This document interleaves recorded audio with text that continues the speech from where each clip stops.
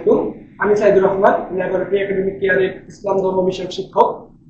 আজকে আপনাদের সামনে যে টপিকটা আলোচনা করব, চতুর্থ অধ্যায় কোরআন মাজিদ শিক্ষা। কোরআন শব্দটা যখন আপনার মস্তিষ্কে আসলো, তখন আপনি একটা জিনিস দেখতে পারলেন, একটা কিতাব যার মধ্যে আরবি কতগুলো লেখা, হরকত দেওয়া। আমরা মাতৃভাষা বাংলা, যার পাশাপাশি যার কারণে আমাদের আরবিও শিখতে হচ্ছে, প্রয়োজনে একটা গ্যাপ রয়ে গেছে। আমরা দেখতে পাচ্ছি মাতৃভাষা বাংলা হিসেবে আমরা আরবিটাকে কতটুকু নিতে পারতেছি। আরবি লাই আমাদের মাতৃভাষা, ওইটা আরবি না, সুতরাং এই বিষয়ে আমাদেরকে নতুন করে শিখতে হচ্ছে।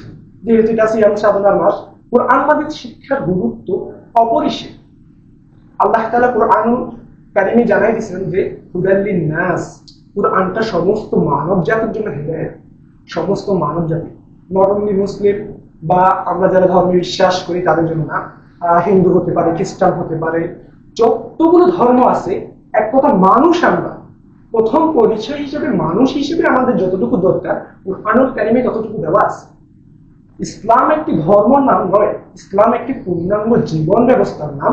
যে জীবন ব্যবস্থায় আপনি সকাল থেকে শুরু করে সন্ধ্যা পর্যন্ত সমস্ত কাজ কিভাবে করবেন সেটা কোথায় উল্লেখ আছে? কোরআনুল কারীমে উল্লেখ আছে।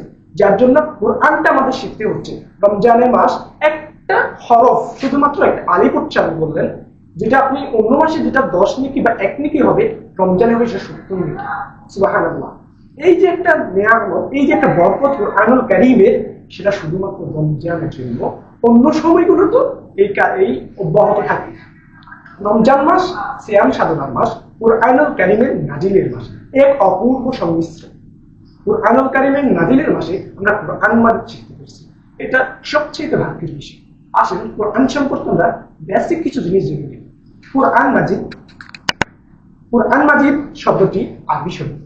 কোরআন শব্দের অর্থ লিখিত বা পঠিত।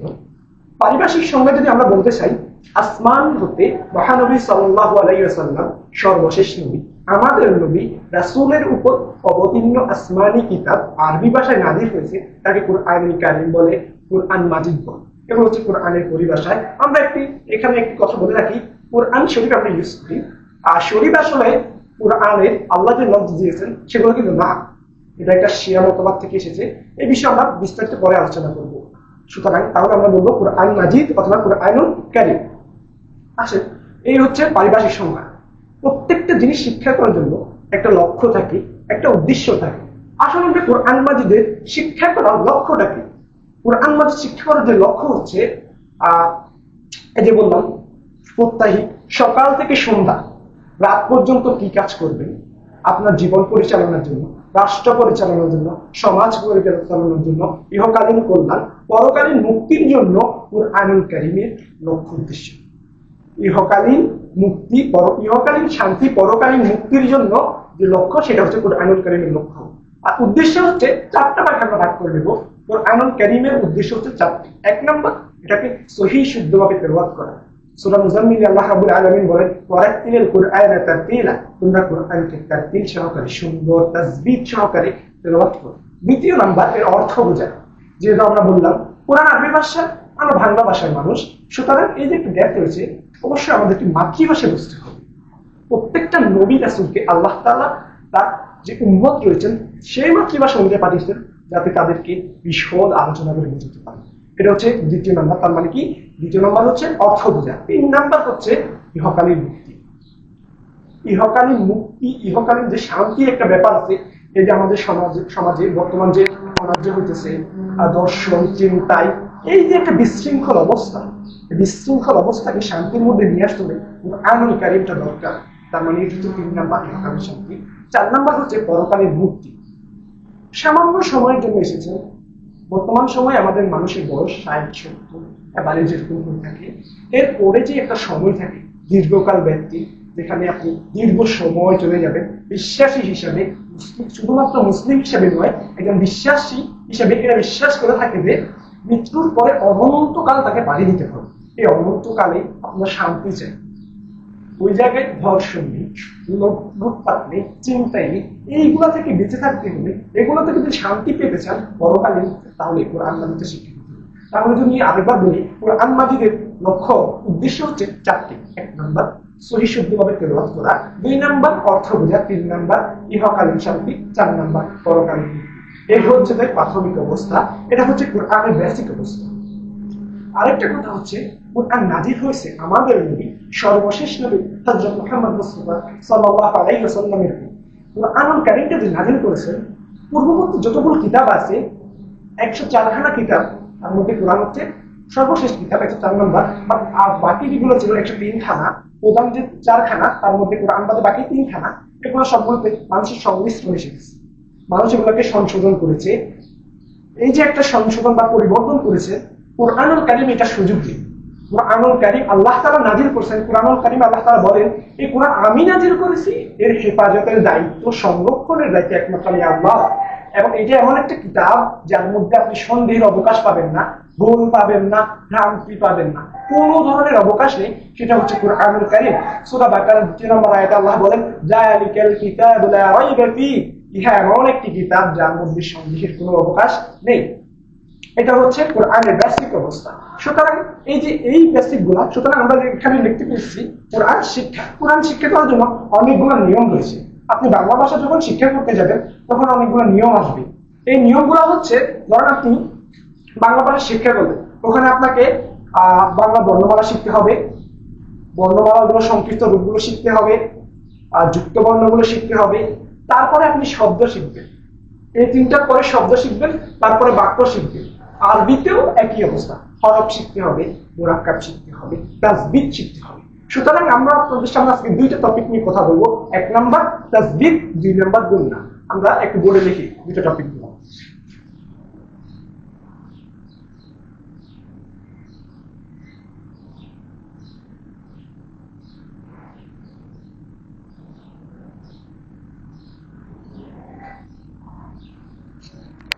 আপনাদের হাতের কাছে যদি খাতা থাকে তাহলে 2টা টপিক লিখে নিতে পারেন।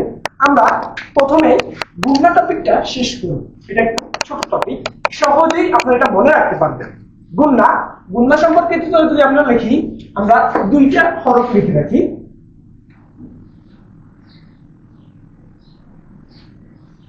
দুইটা হরফ লেখার পরে 2টা হরফ লিখছি। একটা হচ্ছে, বলেন তো এটা কি? আমরা যদি পূর্ববর্তী ক্লাসে পড়ে থাকি অবশ্যই এটা বুঝতে পারবো, এটা হচ্ছে নুন আর এটা হচ্ছে মিম। আমরা গুণনে আসি। গুণনার প্রাথমিক অবস্থা হচ্ছে নাকের বাসি থেকে যে উচ্চারণ হবে, নাকের বাসি থেকে আমরা উচ্চারণ করি অনেক সময় আন্না। এই যে একটা নাকের বাসি যে একটা আওয়াজ, সেটা হচ্ছে গুণ। এটা হচ্ছে প্রাথমিক অবস্থা। গুণনা কাকে বলে? গুণনা কাকে বলে জানতে হলে আপনাকে জানতে হবে হরকত কাকে বলে।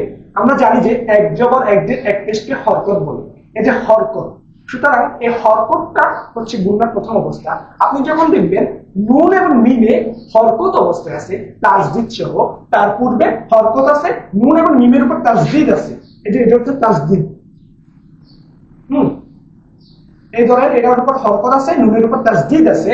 এই যে দেখেন এটা হরফ, তার উপর তাসদিদ আছে। নুন এবং মিমের পূর্বে, নুন এবং মিমের পূর্বে তাসদিদ যুক্ত নুন এবং মিমের পূর্বে যদি হরকত থাকে, নুন এবং মিমকে গুণনা সহিত পড়তে হবে। কেমনে পড়তে হবে দেখেন, আমরা একটু বানান করে পড়বো।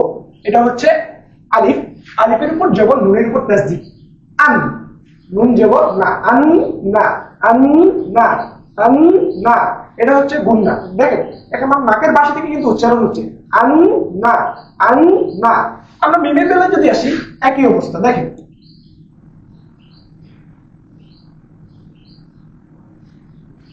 আলিফ জবর মিমে তাসদিদ, আম, মিম জবর মা, আম মা, আম মা। নাকের বাসি থেকে উচ্চারণ হচ্ছে। তার মানে আমরা গুণনা সম্পর্কিত যদি আমাদেরকে জিজ্ঞেস করা হয়, আমরা বলবো যে হরকতের বামে নুন এবং মিমে, হরকতের বামে নুন এবং মিমে তাসদিদ যুক্ত যখন হবে, নুন এবং মিম যখন তাসদিদ যুক্ত হবে, তখন তাকে বলবো আমরা গুণনা। আমরা গুণনাটা কোথা থেকে উচ্চারণ করব? নাকের বাসি থেকে অবশ্যই উচ্চারণ করব। এই হচ্ছে গুণনার অবস্থা।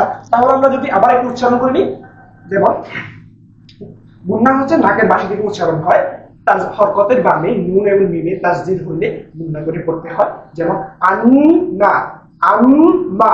আর এটা অবশ্যই পড়তে হবে ওয়াজিব। ইসলামী পরিভাষায় যেটাকে ওয়াজিব বলে, আমরা বাংলায় সেটাকে বলি অত্যাবশ্যক, গুরুত্বপূর্ণ, করতেই হবে। এটা হচ্ছে গুণনার চ্যাপ্টার। আমরা তার মানে কি, আমরা একটা কনসেপ্ট শেষ করছি, সেটা হচ্ছে গুণনা। এবার যাবো তাসবিদের বিষয়ে। তাসবিদ কাকে বলে? তাসবিদ, আপনি মাথার মধ্যে তাসবিদ শব্দটি মুখে আনবেন না, আনবেন ব্যাকরণ। ব্যাকরণ শব্দটা যখন আনবেন তখন আপনি একটা ভাষার নিয়ম কানুন, একটা পাঠ্যপুস্তকের নিয়ম কানুন সম্পর্কে জানতে পারবেন। হ্যাঁ, বাংলা ভাষার ব্যাকরণ তো ভাষা, ধ্বনি, সন্ধি এগুলো। সুতরাং তাসবিদের যখন আপনি আসবেন, তাসবিদ মানে নিয়ম কানুন সুন্দর করে পড়া। কুরআনুল কারীম তাসবিদের আবিধানিক অর্থ হচ্ছে কুরআনুল কারীমটা সুন্দর করে তেলাওয়াত করা, শুদ্ধ করে তেলাওয়াত করা, ধীরে সুস্থে তেলাওয়াত করা। পারিভাষিক সংজ্ঞায় তাসবিদ বলতে আমরা বুঝি কুরআনুল কারীমকে সহিহ শুদ্ধভাবে ধীরস্থিরভাবে তেলাওয়াত করাকে তাসবিদ বলে। সুতরাং তাসবিদের অনেকগুলো আছে। তাসবিদের মধ্যে রয়েছে মদ, ওই যে কিছুক্ষণ পরে আগে বললাম গুন্না, তারপরে রয়েছে নুনে সাকিন তানবিনের বিবরণ, মিমে সাকিনের বিবরণ, লফজে আল্লাহর অপরবাড়ি সহ বিস্তারিত বিশদ আলোচনা রয়েছে তাসবিদের বিষয়ে। আপনারা যদি বিস্তারিত পূর্ণাঙ্গ আলোচনা শুনতে চান তাহলে অবশ্যই আসতে হবে ল্যাবরেটরি একাডেমিক কেয়ারে, যেখানে আমরা সামনাসামনি মুখোমুখি আই কন্ট্রাক্টের মাধ্যমে আপনাদেরকে সমস্ত বিষয় শিক্ষা দিতে পারবো, কিভাবে সেটা বাস্তবে কুরআনুল কারীমে প্র্যাকটিস করতে হবে। আপনি যদি সহিহ শুদ্ধভাবে তাসবিদ সহকারে কোরআন না পড়েন তাহলে কি হবে এ সম্পর্কে 1 মিনিটে বলবো। সময়টা হচ্ছে আলী রাদিয়াল্লাহু আনহুর সময়কাল, 4 খলিফা, 4 নম্বর খলিফা। একজন ব্যক্তি কুরআনুল কারীম তেলাওয়াত করতেছেন, এমন একটা তেলাওয়াত যেখানে বলতেছেন আল্লাহ তাআলা নবী, আল্লাহ ও তার রাসূল মুশরিকদের, কাফেরদের থেকে মুক্ত, তাদের ব্যাপারে আল্লাহ এবং রাসূলের করণীয় নেই। এটা ছিল আয়াতের মূল অর্থ। কিন্তু একজন ব্যক্তি, অনারব গ্রাম্য ব্যক্তি বা আমাদের মতো যে ভাষাভাষী যারা আরব না, তারা সেটাকে তেলাওয়াত করছে রাসূলিহি, অথচ সেটা রাসূলুহু হবার না। রাসূলিহি তেলাওয়াত করার পরে সেখানে হয়ে গেছে আল্লাহ রাসূল এবং মুশরিকদের থেকে মুক্ত, নাউযুবিল্লাহ। অথচ হওয়ার কথা ছিল মুশরিকদের থেকে মুক্ত আল্লাহ ও তার রাসূল, কিন্তু একটু ভুলের কারণে হয়ে গেছে কি আল্লাহ রাসূল এবং মুশরিকদের থেকে ফিরিয়ে নিয়েছেন বা মুক্ত, নাউযুবিল্লাহ। এই হচ্ছে অবস্থা। তার মানে তাসবিহ অবশ্যই প্রয়োজন। আরেকটা আমরা উদাহরণ দিই, সূরা ফাতিহার 1 নাম্বার যে আয়াতটা আলহামদু, কি এটা? আলহামদু। যখন আপনি আলহামদু বলবেন অর্থের বিকৃতি বুঝে যান। আলহামদু হচ্ছে সমস্ত প্রশংসা একমাত্র রবের প্রতি, যিনি আপনাকে সৃষ্টি করেছেন। আপনাকে সৃষ্টি করে ক্ষান্ত হননি, মহাবিশ্ব, পৃথিবী, যতগুলো জগৎ আছে, আলামিন বহুবচন, আলাম শব্দের বহুবচন আলামিন, যতগুলো জগৎ আছে সমস্ত জগতের পালনকর্তা, সৃষ্টিকর্তা সে আল্লাহ। আপনি যখন আলহামদু বলতেছেন তখন অর্থ হয়ে যায় ভিন্ন। এই হচ্ছে আরেকটা। তারপরে আরেকটা আসে, আমরা আল্লাহর একত্ববাদের একটা সূরা আছে, সূরা ইখলাস, কুল হুয়াল্লাহু আহাদ। কুল আমরা একটু দেখি বলে, এটা হচ্ছে কুল আর এটা হচ্ছে কুল, দুইটা শব্দ লিখছি। এটা হচ্ছে ধরেন 1 নাম্বার, এটা হচ্ছে 1 নাম্বার, এটা হচ্ছে 2 নাম্বার। দুইটা শব্দ আমরা লিখেছি জায়গায় দেখেন, প্রথমটা হচ্ছে কুল, কুল, আর হচ্ছে কুল। একটা স্বাভাবিক উচ্চারণ, একটা ভিতরতে উচ্চারণ।